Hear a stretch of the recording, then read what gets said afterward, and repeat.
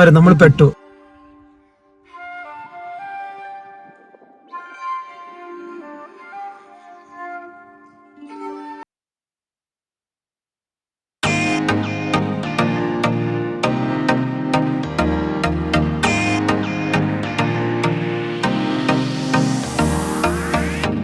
മണി ഇതാ 1 മണി കഴിഞ്ഞ് 2 മണിയൊക്കെ ആയി. അങ്ങനെ പോകുന്ന സമയം നമ്മൾ ഏകദേശം 12 മണിക്ക് അങ്ങോട്ട് ഇവിടെ വന്നതാണ്. അത്രയും ബ്ലോക്കാണ് ഇവിടെ. അപ്പം വേറെ ഒരു വഴിയില്ല. നമ്മളിതാ ഇവിടെ, അത് മാത്രമേ വെളിയിലിറങ്ങി ഒന്നും ചെയ്യാൻ പറ്റില്ല. പുറത്തൊക്കെ നോക്ക് ഭയങ്കര മഴയും കൂടെയാണ്. പിന്നെ ഭയങ്കര നല്ല തണുപ്പും ഒക്കെ ചേർത്തിട്ട് ഭയങ്കര ഒരു വൈബ്, വേറൊരു വൈബ്, ബ്ലോക്ക് വൈബ് എന്ന് പറയത്തില്ല ആ രീതി. ട്രാഫിക് ജാമില്ല. ഇതാണ് മൊണ്ടി അല്ല പോസ്റ്റ് വൈബ് അല്ലേ. പോസ്റ്റ് പല പേരിൽ നമുക്ക് പറയാം. നിങ്ങൾ എന്ത് പേര് പറഞ്ഞാൽ എനിക്ക് അറിഞ്ഞൂടെ. എന്തായാലും ഇത് പോസ്റ്റ് വൈബ്, അല്ലെങ്കിൽ ചിലർ പറയും മൊണ്ടി വൈബ്.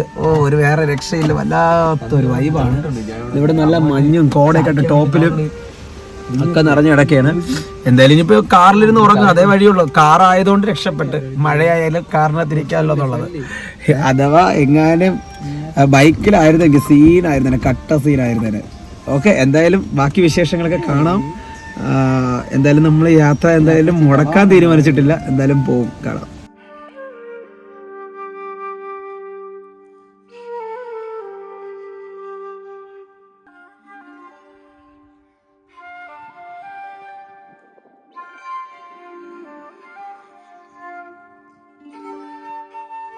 അപ്പോൾ അങ്ങനെ കാന്തല്ലൂരിലോട്ട് ഇനി പോകാൻ കുറച്ച് കിലോമീറ്റർ മാത്രമേ ഉള്ളൂ. അപ്പോഴത്തേക്ക് നമ്മൾ ഏകദേശം നല്ലൊരു ലൊക്കേഷനിലെത്തി. നല്ല വ്യൂ പോയിൻ്റാണ് ഇവിടെ കാണാനായിട്ട്.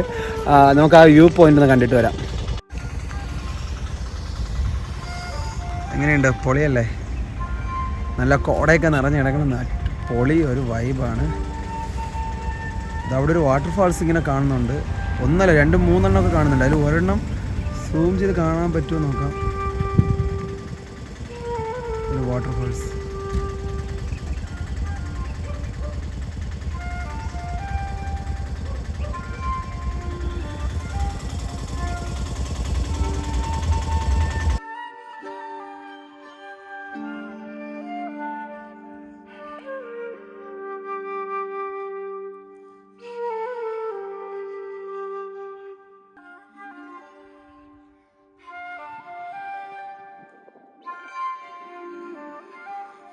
നമ്മളെല്ലാവരും ഒരു കട്ടൻ കുടിക്കാൻ കഴിച്ചു. നല്ലൊരു കട്ടൻ, നല്ലൊരു തണുപ്പുമുണ്ട്. നല്ല വെള്ളച്ചാട്ടത്തിൻ്റെ അടുത്തുനിന്ന്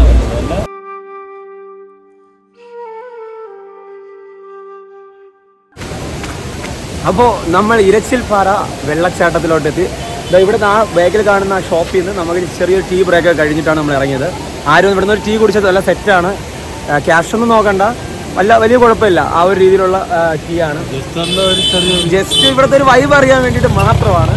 അപ്പോൾ നേരെ നമ്മൾ ഇരച്ചിൽപ്പാറ വാട്ടർഫാൾസിലോട്ടാണ് ഇനി പോകുന്നത്.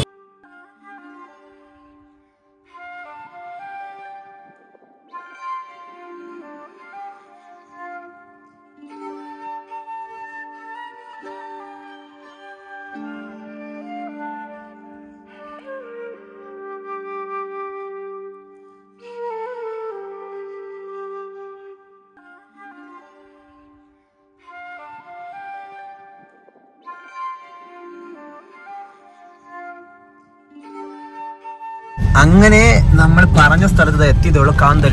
കാന്തല്ലൂരിലോട്ട് എത്തി. നല്ല മഴ. ഇന്നലെ തിരുവനന്തപുരത്ത് തുടങ്ങിയ മഴ ഇതാ ഇവിടെ കാന്തല്ലൂർ വന്നിട്ട് ഇടയ്ക്ക് മഴയിലായിരുന്നു, വീണ്ടും തുടങ്ങി.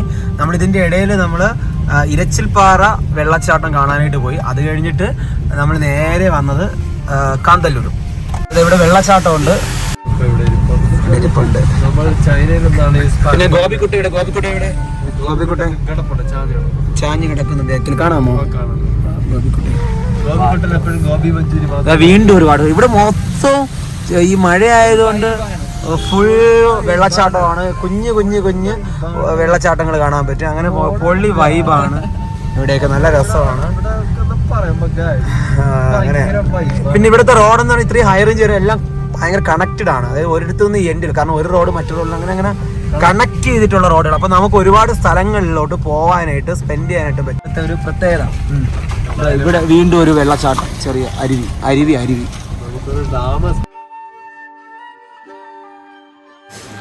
അപ്പോൾ നമ്മൾ കാന്തല്ലൂർ ആപ്പിൾ തോട്ടത്തിലാണ്. നല്ല മഴയുണ്ട്. ആപ്പിൾ തോട്ടത്തിനകത്താണ്. നല്ല ഇപ്പം ആപ്പിളും ഒരുപാട് സംഭവങ്ങൾ നമുക്ക് കാണാൻ പറ്റും. കുടങ്ങ് കാണാം. അപ്പോൾ മച്ചാന്മാരെ, നമ്മൾ മൂന്നാർ ആപ്പിൾ തോട്ടം, അതായത് ഫ്രൂട്ട്സ് തോട്ടത്തിലാണ് ഇപ്പോൾ നിൽക്കുന്നത്. എന്തോന്ന്? ചിക്കുപഴം. നമ്മളോട് ഒരു ചേട്ടൻ്റെ പേരെന്ന് തോട്ടം കനകരാജ ചേട്ടൻ നമുക്ക് ഫ്രൂട്ട്സ് ഒക്കെ പരിചയപ്പെടുത്തി തരും. അപ്പോൾ നമ്മുടെ വ്യൂവേഴ്സിന് എന്തായാലും കാന്തല്ലൂരുള്ള ഫ്രൂട്ട്സ്, അതായത് പഴത്തോട്ടം കാണാൻ പറ്റും. എന്തോ അതിൻ്റെ പേരെന്ന് പറഞ്ഞാൽ ചിക്കുപഴം. പിന്നെ ഇതാ ഇവിടെ ഒരുപാട് ഫ്രൂട്ട്സ് ഉണ്ട്. നമുക്ക് ആ വിഷ്വലിലോട്ട് പോവാം. അപ്പോൾ മച്ചാന്മാർ, നല്ല മഴയെന്ന് പറയുന്നത് ഒരു രക്ഷയില്ലാത്ത മഴയാണ്. ഐസ് മഴയെന്ന് പറയാൻ ഇങ്ങനെ വിറയ്ക്കണുണ്ട്. എന്തായാലും നിങ്ങൾ ഈ മൂന്നാർ എപ്പോൾ വന്നാലും കൊടയോ ഇതുപോലുള്ള എന്തെങ്കിലും ചെറിയ റെയിൻ കോട്ട് 100, 150 രൂപയൊക്കെ ഉള്ളൂ, 100 രൂപയൊക്കെ ഉള്ളൂ, കൊണ്ടുവരിക. കുറച്ചുകൂടി കൊണ്ടുപോകാം. അപ്പോൾ തന്നെ വരണം. നല്ല പൊളിയായിട്ടുള്ള ഒരുപാട് പ്യുവർ ഫ്രൂട്ട്സ്, ഓറഞ്ച്, പിന്നെ പാഷൻ ഫ്രൂട്ടിൻ്റെ മധുരമുള്ള ഐറ്റംസ്, ആപ്പിള്. പക്ഷെ നമുക്ക് ആപ്പിൾ ഇതുവരെ കാണാൻ പറ്റുമെന്ന് പ്രതീക്ഷ. സീസൺ അല്ല, അതുകൊണ്ട് കാണാൻ പറ്റുമെന്ന് അറിഞ്ഞൂടെ. എന്തായാലും നമ്മുടെ കൂടെ പരിചയപ്പെടുത്തിയ ഒരാളുണ്ട്. 20 രൂപ ടിക്കറ്റ് എടുത്താണ് നമ്മൾ കയറേണ്ടത്.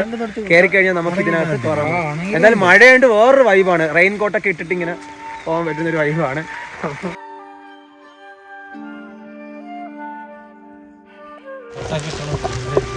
അതാ പറഞ്ഞു ഇപ്പോണ്ട്. പിന്നെ നല്ല സെറ്റ് സ്ഥലമാണ് കാണാനായിട്ട്. മത്തനല്ലേ ഏട്ടാ അത് പണിയാണുള്ളത്. പക്ഷേ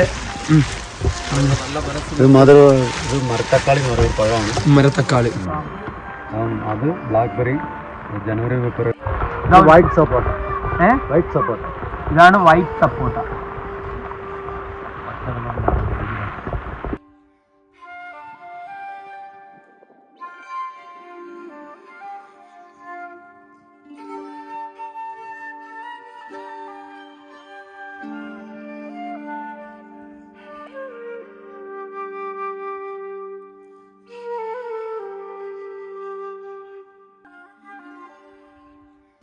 ഇത് ഫാഷൻ ഫ്രൂട്ടാണ്. നമ്മുടെ ബോഞ്ചിക്കല്ലേ, അതിൽ നല്ല മധുരമുള്ള പുളിപ്പുണ്ടാകും. പുളിപ്പ് കാണത്തില്ല അല്ലേ? പുളിപ്പ് കാണും. വാവ്, സെറ്റ്.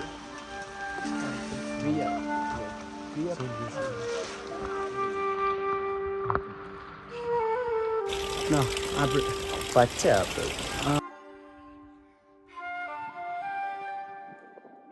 ചേട്ടാ, ഇവിടുത്തെ സീസൺ എങ്ങനെയാണ്?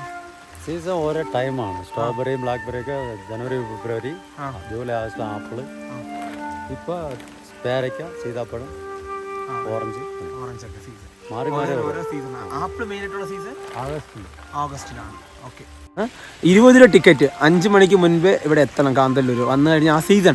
അപ്പോൾ സീസൺ ഒന്നുകൂടെ ഓർമ്മിച്ച്, ജൂൺ, ജൂലൈ, ഓഗസ്റ്റ് സീസൺ. മെയിനായിട്ട് ജൂലൈ, ഓഗസ്റ്റ് ഈ 2 മാസങ്ങളിലാണ് ഇവിടുത്തെ സീസൺ എന്ന് പറഞ്ഞാൽ. ആ സീസൺ ബേസ് ചെയ്ത് വന്നാൽ മതി. ഫ്രൂട്ട്സ് വാങ്ങാനും പറ്റും, ഇവിടെ സെയിൽസിന് കിട്ടും. പിന്നെ നിങ്ങൾക്ക് കാണാൻ പറ്റും ഒരുപാട് ഫ്രൂട്ട്സ്. ഇപ്പോൾ ഓറഞ്ച്, അങ്ങനെ കുറച്ച് ഫ്രൂട്ട്സ് മാത്രമേ നിങ്ങൾക്ക് കാണാനായിട്ട് പറ്റത്തുള്ളൂ. അതാണ് ഞാൻ കാണിച്ചത്. ഓക്കെ.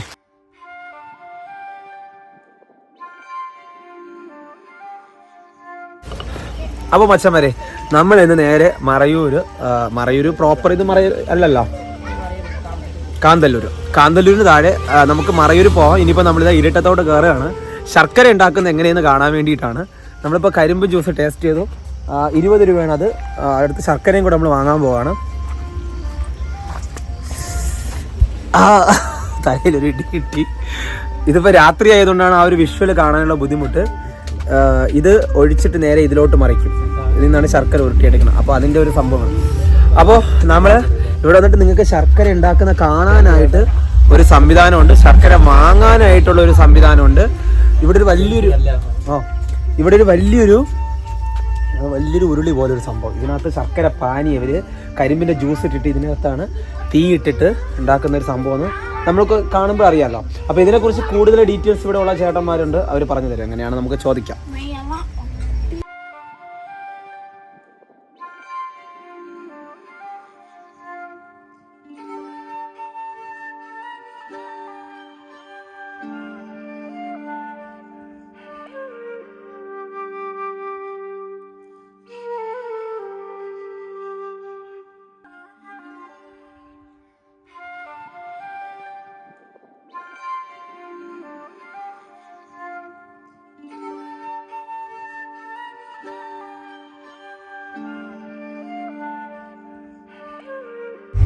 പാത്രത്തിൽ ഒരു പാത്രം, ഈ ടാങ്കിൽ ഒരു ടാങ്ക് എടുക്കും. എന്നിട്ട് എടുത്തുകൊണ്ട് ഈ ചെമ്പിൽ ഒഴിച്ച് തീ കൊടുത്ത് വറ്റിച്ച് കുറുക്കാക്കി കുറുക്ക് ബാക്കിയിലോട്ട് ഒഴിച്ച് നമ്മൾ തണുപ്പിച്ച് കൈ കൊണ്ട് ഉരുട്ടിയെടുക്കുക.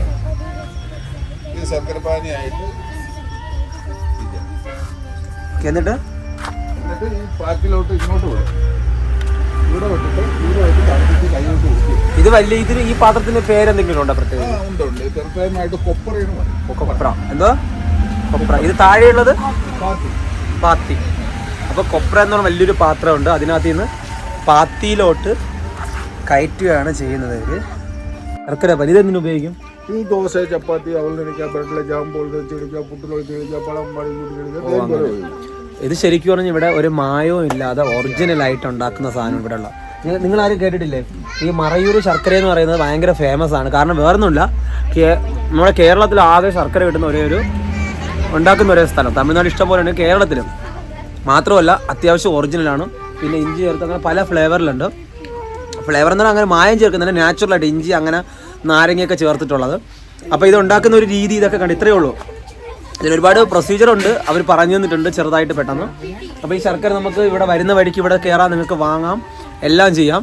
അപ്പോൾ മറ്റു ബാക്കി കാര്യങ്ങളെല്ലാം വീഡിയോയിൽ നിങ്ങൾ കണ്ടതാണ്. പക്ഷേ ഇപ്പോൾ രാത്രി ആയതുകൊണ്ട് ഇപ്പോൾ ശർക്കര ഉരുട്ടുന്നതൊന്നും കാണാൻ പറ്റത്തില്ല. അല്ലെങ്കിൽ നമുക്ക് ആദ്യം മുതലേ കാണാമായിരുന്നു. നമ്മൾ വന്നപ്പോൾ രാത്രിയായി പോയി. റേറ്റ് എല്ലാം ഒരുപോലെയാണോ? റേറ്റ് വേറെ വേറെ. ഇതിന് എത്ര? 80, ഇത് 150, 200. 250. ഇത് ചുക്ക് കാപ്പിയുടെ ഇതിലൊക്കെ എന്ത് ചേർത്തിട്ടുണ്ട്? എന്തൊക്കെ? ചുക്ക്, കുരുമുളക്, ജീരകം. ഇതൊരു എരിവുണ്ട്. ചുക്ക്, കുരുമുളക്, ജീരകം. അതായത് നമ്മൾ ചുക്ക് കാപ്പി ഇടുമല്ല, പനിക്കാപ്പി എന്നൊക്കെ പറയില്ലേ, അതിടാനായിട്ട്. ഇതിന് 150 രൂപയാണ് കിലോ.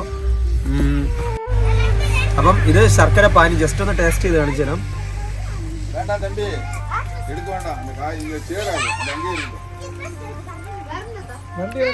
അതായത് ശർക്കര നമ്മൾ തീയിലിട്ട് ഉരുക്കി എടുക്കുന്ന ഒരു ടേസ്റ്റ് ഉണ്ട്. ഇതേപോലെ പറഞ്ഞ ദോശ അങ്ങനെയൊക്കെ ഉള്ളതോട് കൊച്ചുകുട്ടികൾക്ക് കൊടുക്കാനായിട്ട് വേറെ കെമിക്കൽസ് ഒന്നുമില്ല, അതുകൊണ്ട് നാച്ചുറലായിട്ട് ഇതാണ് ടേസ്റ്റ് ഉണ്ട്. അത് ഇവിടെ നിന്ന് വരുമ്പോൾ നിങ്ങൾക്ക് വാങ്ങാം. ഞങ്ങളിപ്പോൾ എന്തായാലും 3 സെറ്റ് വാങ്ങിച്ചിട്ടുണ്ട്. ശർക്കര മേടിച്ചിട്ടുണ്ട്. പിന്നെ കരിമ്പൻ ജ്യൂസ് കുടിച്ചു.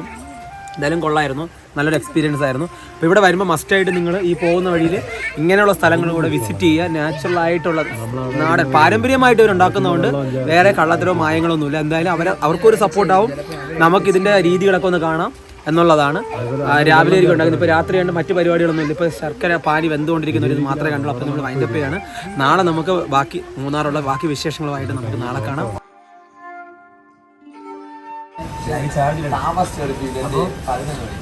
നമ്മളിപ്പം നേരെ മൂന്നാർ വന്നിട്ട് ഈ സ്ഥലത്തിൻ്റെ പേര്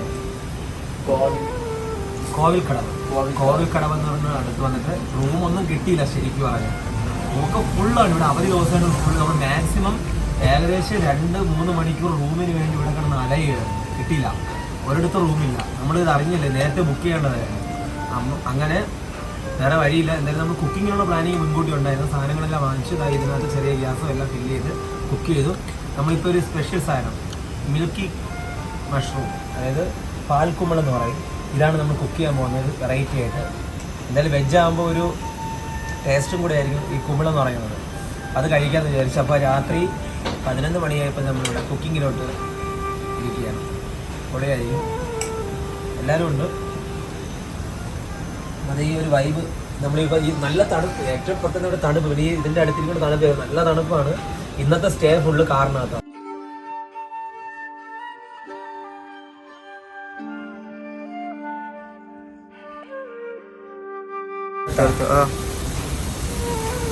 അപ്പം നമ്മൾ കൂണ് ഇതിനകത്ത് ചേർക്കാൻ പോവുകയാണ്. ഇതിനകത്ത് ഇവിടെ വേഗണം, കുറച്ചുകൂടെ കൂണ് നല്ലോണം വേഗണം. അപ്പം അതിനു വേണ്ടി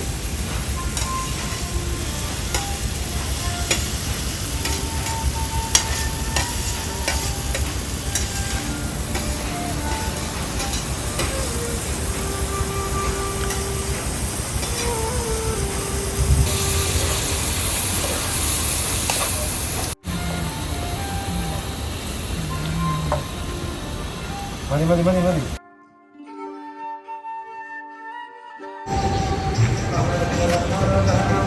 അപ്പോൾ മച്ചാന്മാരെ, നമ്മൾ അടുത്ത് ഇന്നത്തെ ദിവസം രണ്ടാമത്തെ ദിവസമാണ്. രണ്ടാമത്തെ ദിവസം നമ്മൾ നേരെ ഇവിടെ ഒരു പുഴയുണ്ട്, പുഴയുടെ അടുത്താണ്. നമുക്ക് റൂമൊന്നും കിട്ടില്ല, നമ്മൾ കാറിനകത്ത് തന്നെ താങ്ങിയിട്ട്. ഇപ്പോൾ നമ്മൾ രാവിലെ കട്ട ഇടേണ്ട പരിപാടിയാണ്. രാവിലെ കട്ടനൊക്കെ ഇട്ട് ആ ഒരു കാഴ്ച കണ്ടു. നമ്മൾ അടുത്തൊരു സ്ഥലത്തോട്ട് പോവുകയാണ്. സോ വി ആർ ടു അങ്ങനെ ഇന്നലത്തെ രാത്രിയുള്ള ഉറക്കം എങ്ങനെയുണ്ടായിരുന്നു? എങ്ങനെയുണ്ടായിരുന്നു പരിപാടിയൊക്കെ? പണം നിഖില് നമ്മളെല്ലാവരും കൂടെ ചേർന്നിട്ട് നല്ല ഉറക്കവും. എനിക്ക് ഉറപ്പില്ല ബാക്ക് സീറ്റിൽ കിടന്നവന് എങ്ങനെ ചെയ്യാതിരിക്കും, പക്ഷേ വേറെ ലെവലായിരുന്നു. പിന്നെ ചാർജ് ചെയ്യാനൊക്കെ വേറൊരു സംവിധാനം ഒരു കടയിൽ കണ്ടെത്തി. രാവിലത്തെ കട്ടനൊക്കെ ഇട്ട് നമ്മൾ അടുത്തൊരു യാത്ര നേരെ അടുത്തിനോടെ ഇവിടെ മറയൂർ പോയിട്ട് അവിടുത്തെ വിശേഷങ്ങളാണ് നമ്മളിനി അടുത്ത് കാണാനായിട്ട് പോകുന്നത്.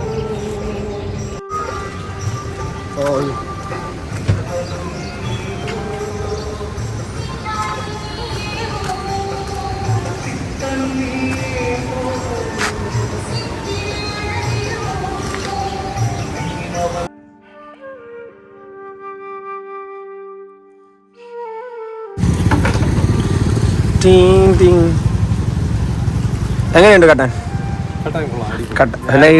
നീട്ടമായിട്ട് കൊള്ളായിരിക്കുമല്ലോ. അപ്പൊ രാവിലെ ഒരു കട്ടൻ.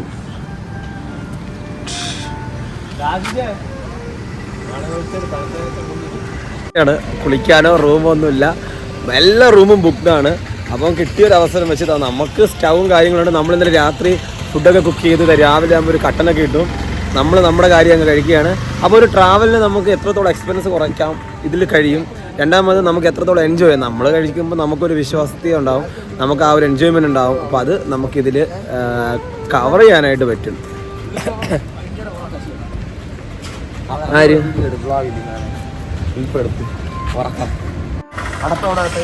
നമ്മളെല്ലാവരും എണീറ്റ് കഴിഞ്ഞ് ഒരു ജോലിയില്ല, ഇതാ കിടന്നുറങ്ങുന്നു.